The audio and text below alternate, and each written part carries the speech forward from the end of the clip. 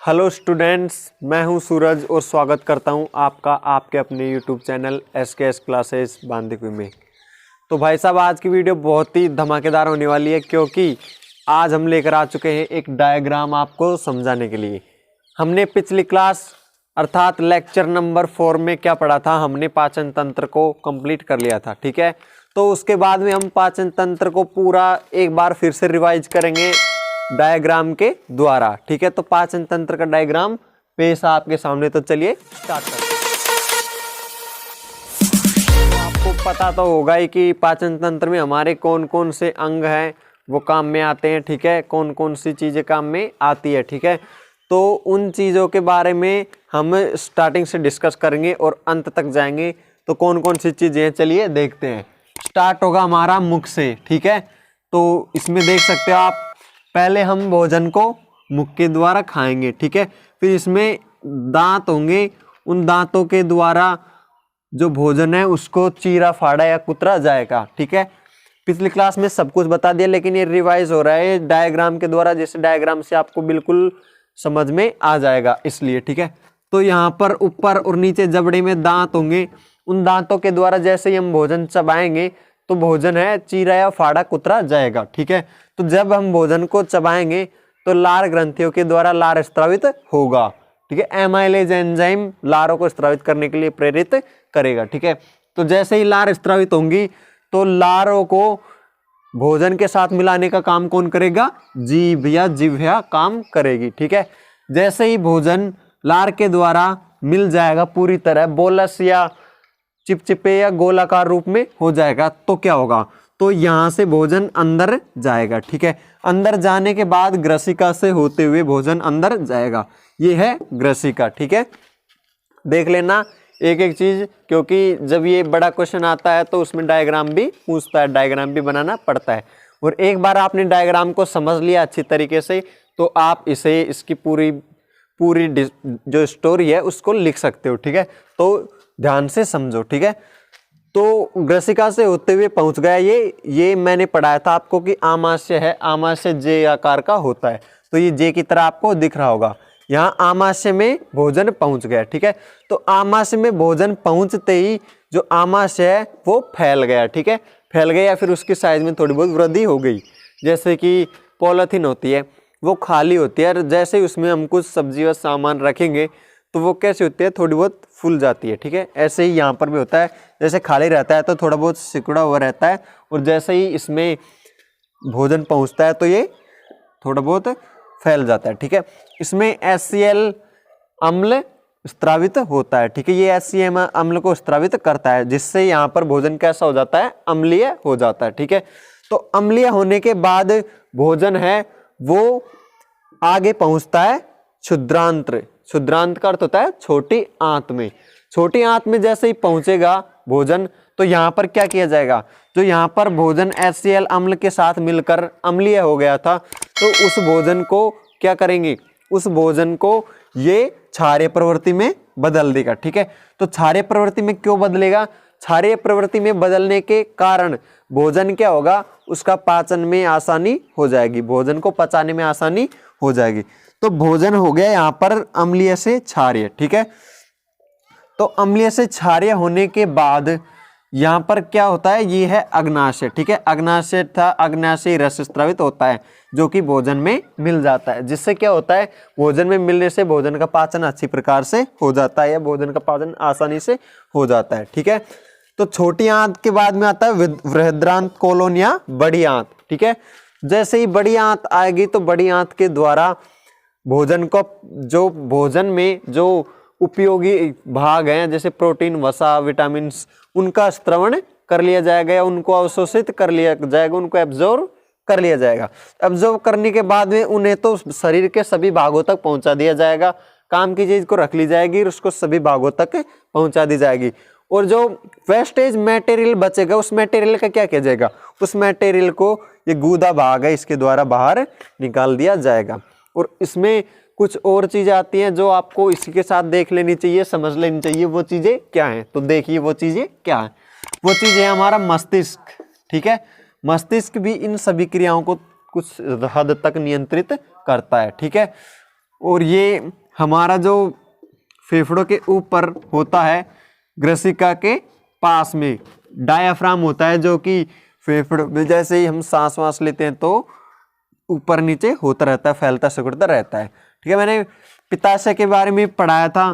पित्ताशय, ठीक है, जो पित्ताशय में रस पित्तरस स्त्रावित होता है, जो पित्तरस का स्त्रवण करता है और जिसमें पित्तरस स्त्रवण होने के बाद में इकट्ठा होता है, वो है पित्ताशय। ये है, और ये पित्ताशय में जो पित्तरस स्त्रवित होकर आता है वो ये पित्तनली के द्वारा आता है। ठीक है, इसमें एकत्रित होता है और फिर काम के वक्त सभी भागों तक पहुंचा दिया जाता है।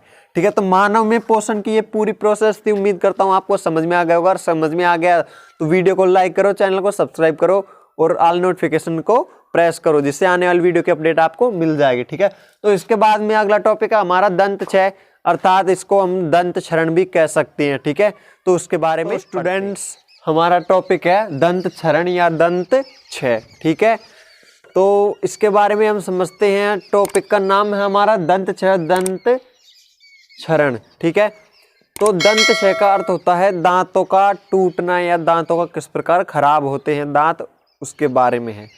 तो पूरा डिस्कस इस टॉपिक में हम दांतों के बारे में करेंगे। दांत कैसे खराब होते हैं, दांतों की परतें कौन कौन सी पाई जाती है, दांत किस प्रकार धीरे धीरे उनमें डेंटल होती है, इनेमल होती है, आदि परत होती है, उनके बारे में जानेंगे। ठीक है, ये परतें खराब हो जाएंगी तो कैसा महसूस होगा हमें।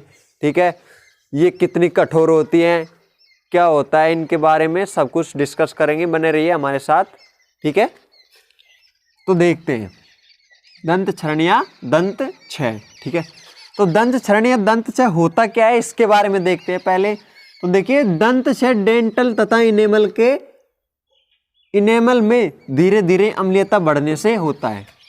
हमारे जो दांत है, ये टीथ, ठीक है, इनमें क्या है, दो परतें पाई जाती है। अब उन परतों का नाम है यहाँ पर डेंटल और इनेमल। उम्मीद करता हूँ शायद आपने सुन लिया होगा। ठीक है, तो जो ये परतें पाई जाती है, ये क्या होती है, धीरे धीरे अम्लीयता बढ़ने से, मुख में अम्लीयता बढ़ने से खराब होने लगती है। ठीक है, मुख में अम्लीयता कैसे बढ़ेगी, जैसे कि हम खाना खाते हैं। अब खाना खाने के बाद हम अगर ब्रश नहीं करते तो हमारे मुंह में जो खाना फंसा रह जाता है दांतों में, ठीक है, जो दांतों में खाना फंसा रह जाता है, वो खाना दांतों में पाए जाने वाले जीवाणु उनके साथ क्रिया करता है, और जीवाणु जब क्रिया करते हैं तो उस भोजन को अम्लीय रूप में परिवर्तित कर देते हैं। अब ऐसे पूरे भोजन को अम्लीय रूप में परिवर्तित कर देंगे तो हमारा मुंह अम्लीय हो जाता है। और अगर हम ब्रश कर लेते हैं तो ब्रश में जो कोलगेट लगाते हैं हम, वो कैसे होते हैं, क्षारीय प्रवृत्ति की होती है। जैसे ही अम्लीय मुंह में क्षारीय प्रवृत्ति की कोलगेट करेंगे तो मुंह उदासीन हो जाता है। अगर हम कोलगेट नहीं करते तो हमारा मुंह अम्लीय ही बना रहता है। और क्या होता है, धीरे धीरे ज़्यादा दिनों तक अम्लीय बना रहने से जो डेंटल है और इनेमल है वो परत खराब होने लगती है। और जो ये परत खराब होंगी तो ये परत सीधे ही मसूड़ों में, जो हम खाएंगे वो सीधे ही मसूड़ों में फंसने लगेगा। अब वो फंसेगा सीधे ही, फिर हम कोल्ड ड्रिंक वगैरह ये पिएंगे तो सीधे ही हमारे मसूड़ों में जाएंगे। तो हमारे मसूड़ों में आपने खाना खाते वक्त या फिर कोल्ड ड्रिंक पीते वक्त कई लोगों को सुना होगा कि दांत में झंझनाहट से उत्पन्न होती है, वो इसी कारण होती है। ठीक है, तो दंत क्षय डेंटल तथा इनेमल में धीरे धीरे अम्लीयता बढ़ने से होता है। ठीक है, और इसके बारे में और देखते हैं। हमारे मुख के जीवाणु भोजन से क्रिया कर अम्ल बनाते हैं। जो हमारे मुख में जीवाणु पाए जाते हैं वो भोजन के साथ क्रिया करते हैं, और भोजन के साथ क्रिया करने के बाद वो अम्ल बनाते हैं। ठीक है, अम्ल का निर्माण करते हैं। यह अम्ल ही दांतों को मृदु बनाता है। ये अम्ल है वो दांतों को मृदु बनाता है। जैसे कि आप देखते होंगे कि दांतों पर कुछ परत सी आ जाती है, ठीक है, वो मृदु बन के दांतों पर चिपक जाती है। ठीक है, इनेमल क्या होता है उसके बारे में देखते हैं। दांतों की बाहरी परत होती है। इनेमल कौन सी होती है, दांतों की बाहरी, अब ये दांत है, इसकी जो बाहरी परत होती है वो ही इनेमल कहलाती है। ठीक है, जो कि शरीर में सबसे कठोर होती है।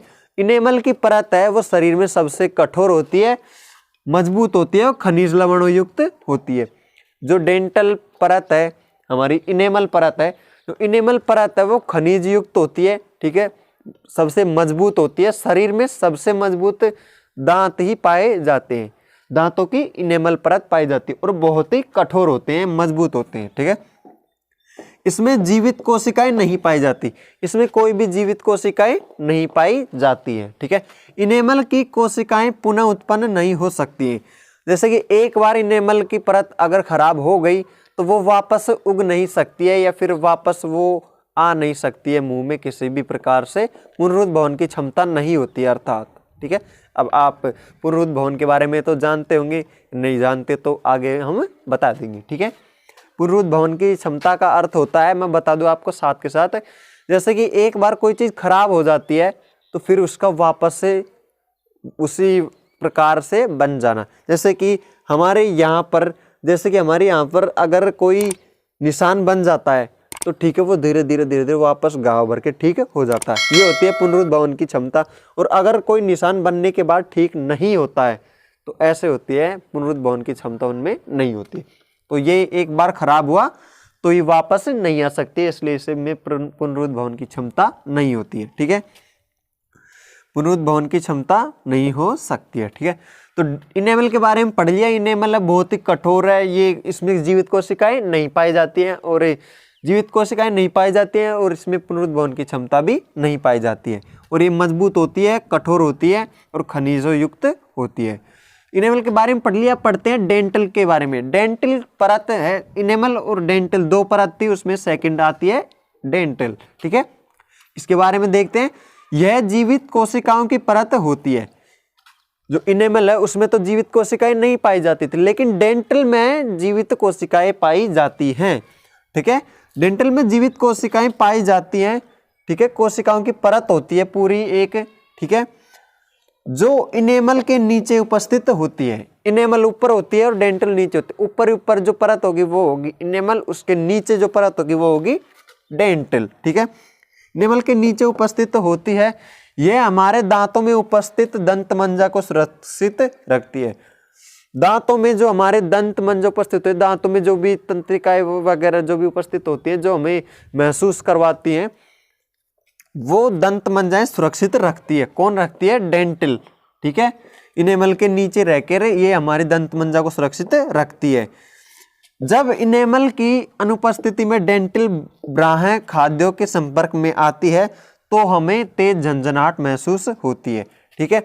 जब जैसे कि हमारे इनेमल की परत नहीं है, ठीक है, इनेमल की परत अनुपस्थित होने में हमारे दांतों पर इनेमल की परत नहीं होगी और डेंटल की जो परत होगी वो ब्राहें खाद्य के संपर्क में आएगी। जैसे कि हमारे दांत हैं उनमें इनेमल की परत नष्ट हो चुकी है, ठीक है, तो बची डेंटल की परत।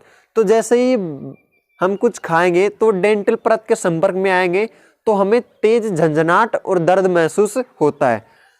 कुछ लोगों को आपने कहते सुना होगा कि उनके दांतों में दर्द होता है खाना खाते तब, या फिर तेज झंझनाहट या फिर कुछ दर्द महसूस होता है। वो इसी कारण होता है क्योंकि उनकी इनेमल की परत है वो नष्ट हो चुकी है और इनेमल की परत नष्ट होने के बाद में फिर से नहीं आती है, इसमें पुनरुद्भवन की क्षमता नहीं होती है। तो उनमें डेंटल की परत ही बची है सिर्फ, ठीक है, इस कारण उन्हें ये दिक्कत महसूस होती है, तेज झंझनाहट महसूस होती है तथा दांतों में दर्द होने लगता है। जैसे इनेमल की परत नष्ट होने के बाद में जब हम कुछ खाते हैं तो हमारे दांतों में दर्द होता है और तेज झंझनाहट उत्पन्न होती है और कुछ दर्द भी होता है हमारे दांतों में, ठीक है, इसी कारण से होता है, ठीक है। उम्मीद करता हूँ आपको ये समझ में आ गया होगा, ठीक है। और इसके नोट्स बना लीजिए आप, नोट्स, और उन नोट्स को थोड़ा बहुत रिवाइज भी कर लेना, देख लेना। वैसे तो आपको समझ में आ रहा ही होगा, ठीक है। अगर कुछ समझ में नहीं आ रहा हो तो कमेंट करके पूछ सकते हो, ठीक है। कक्षा 10 विज्ञान पढ़ा रहे हैं, लेसन नंबर 6 का लेक्चर नंबर 5 है।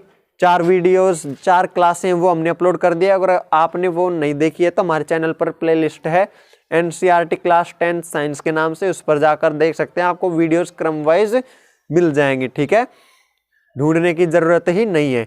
और अगर अभी तक आपने हमारे चैनल को सब्सक्राइब नहीं किया तो यार क्या करें, जल्दी इस चैनल को सब्सक्राइब करो और ऑल नोटिफिकेशन बेल पर प्रेस करो, जिससे आने वाली और नई वीडियोस होंगी, जो अगली क्लास होगी, अगले लेक्चर होंगे क्लास के, वो आपको तुरंत नोटिफिकेशन के द्वारा पता लग जाएगा और आप उन्हें देख सकते हो। ठीक है फ्रेंड्स, अगला टॉपिक है हमारा दंत प्लांक। दंत प्लांक क्या होते हैं? ठीक है, बहुत ही इजी टॉपिक है, दंत छह वाला। आप एक बार ध्यान से देख लोगे तो आपको बिल्कुल क्लियर समझ में आ जाएगा। एक ही बार में आपको रटने की, याद करने की कोई जरूरत नहीं है। एक बार समझ लोगे तो अपने आप अपने दिमाग में बैठ जाएगा और आप अपनी मर्जी से लिख सकते हो। तो एक बार ध्यान से समझ लीजिए दंत प्लांक। दंत प्लांक क्या होते हैं? क्योंकि ये टॉपिक हमारा दैनिक दिनचर्या से रिलेटिव टॉपिक है, जो हमें अच्छी तरह से समझ में, एक बार समझ में आ जाता है अच्छी तरह से देखने से।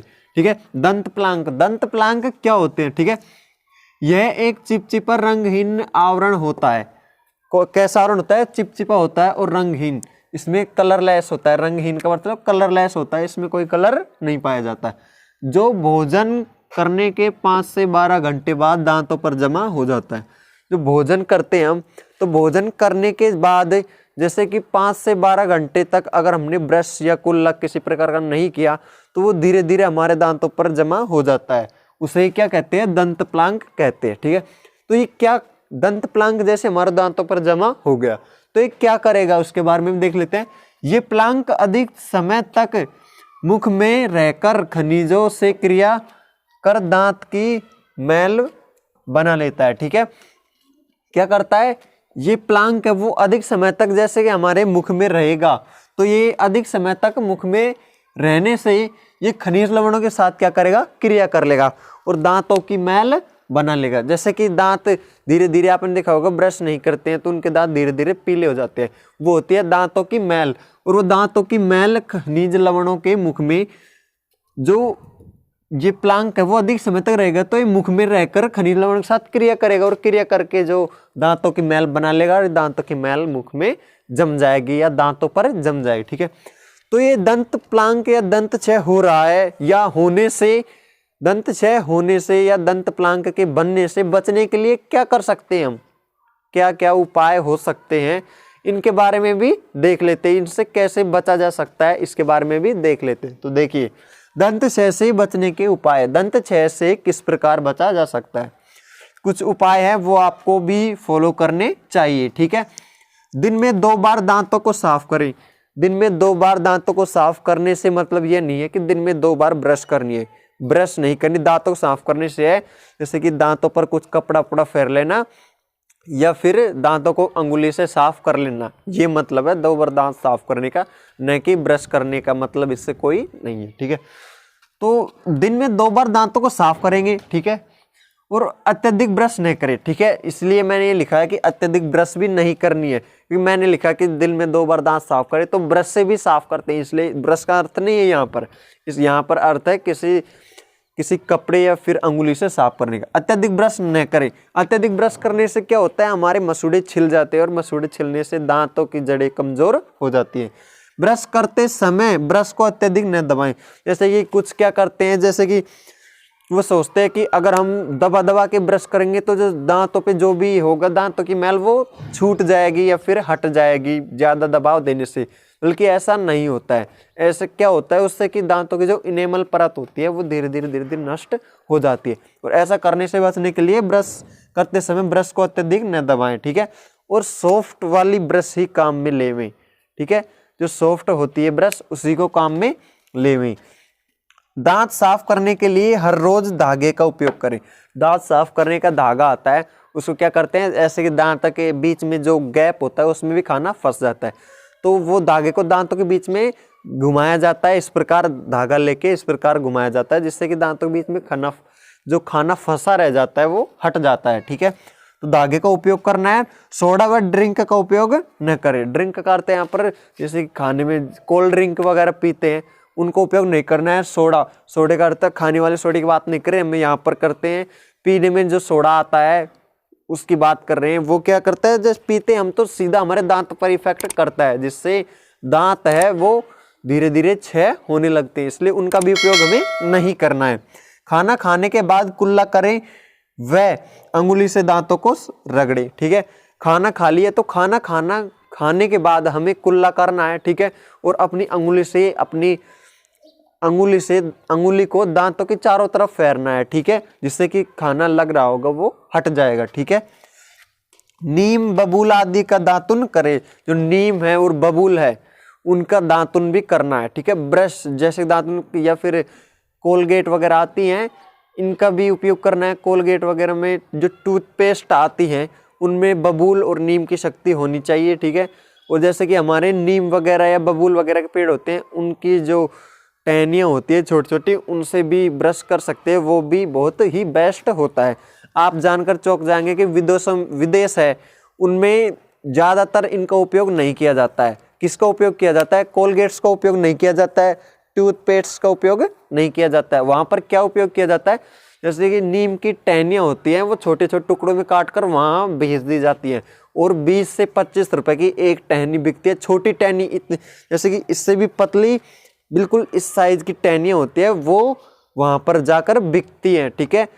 हम भारतीय हैं वो विदेशी संस्कृति को अपनाना चाहते हैं, लेकिन जो विदेशी हैं वो भारतीय संस्कृति को अपनाने के लिए फुल प्रयास कर रहे हैं, लेकिन भारत के लोग ये समझ नहीं पा रहे हैं। खैर क्या करें हम, ठीक है। तो ये देख लीजिए, और ये अगर आपको समझ में नहीं आ रहा है तो वापस कमेंट करके पूछ लीजिए। वीडियो को रिवर्स करके भी आप ये देख सकते हैं, बहुत ही इजी टॉपिक है, हमारे दैनिक दिनचर्या से जुड़ा हुआ टॉपिक है। उम्मीद करता हूँ आपको समझ में आ गया होगा, और समझ में आ गया होगा तो वीडियो कर देना लाइव। अगर अभी तक आपने यार चैनल को सब्सक्राइब नहीं किया है तो यार क्या कर रहे हो यार, जल्दी से पहले चैनल को सब्सक्राइब करो, वीडियो को लाइक करो और ऑल नोटिफिकेशन बेल पर प्रेस करो, जिससे आने वाली वीडियो की अपडेट आपको मिल जाएगी, ठीक है।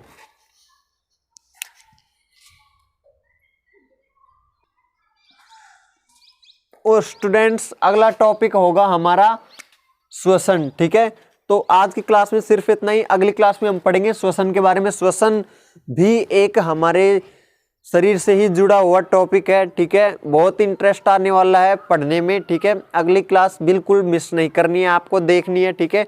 जो वो क्लास होगी बहुत ही इंटरेस्टिंग होने वाली, किस प्रकार सांस लेते हैं हम, और हमारे जो श्वसन अंग कौन कौन से होते हैं, फेफड़े होते हैं, उनमें क्या क्या पाए जाते हैं, अंदर की सारी डिटेल पढ़ेंगे। इंटरेस्ट आएगा बहुत ही पढ़ने में। अगली क्लास को मिस मत कर देना बिल्कुल भी, ठीक है। तो आज के लिए सिर्फ इतना ही, तो मिलते हैं अगली वीडियो में, तब तक के लिए नमस्कार।